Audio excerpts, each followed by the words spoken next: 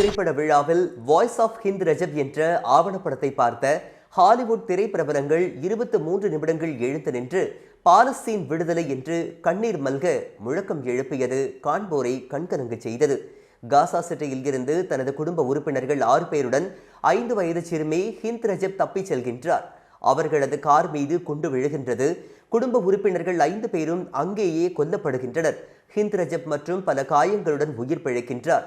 பாலஸ்தீன் மீட்புக் குழு இதனை அறிந்து அங்கு ஆம்புலன்ஸிற்கு அழைப்பு விடுக்கின்றது. இதனிடையே அந்த சிறுமி கதறி எழும் ஒலியை பதிவு செய்யப்படுகின்றது. ஆம்புலன்ஸ் வாகனம் அங்கு வரும்போது அந்த ஆம்புலன்ஸ் மீதும் குண்டு வீசப்படுகின்றது. இறுதியில் தனது காயத்தால் சிறுமி ஹிந்த் ரஜப் அணுவாக துடிதுடித்து உயிரிழக்கின்றார். இந்த சம்பவங்களை the voice of Hind Rajab என்ற பெயரில் டாக்யூ டிராமாவாக தயாரித்து பிரபல வெனிஸ் திரைப்பட விழாவில் காட்சிப்படுத்தினர். இந்த திரைப்படத்தை பாலிவுட் பிரபலங்களான நடிகர்கள் ஜாக்கின் ஃபீனிக்ஸ், பிராட் பிட் மற்றும் ஆஸ்கர் விருது பெற்ற இயக்குனர் ஜோனாதன் கிளாசர் உள்ளிட்ட பல திரைப்பிரபலங்கள் இதனை பார்த்து கண்ணீர் விட்டு கதறி எழுதினர். இறுதியில் எழுந்து நின்று சுமார் 23 நிமிடங்கள் பாலஸ்தீனுக்காக தங்களது முழக்கங்களை எழுப்பினர்.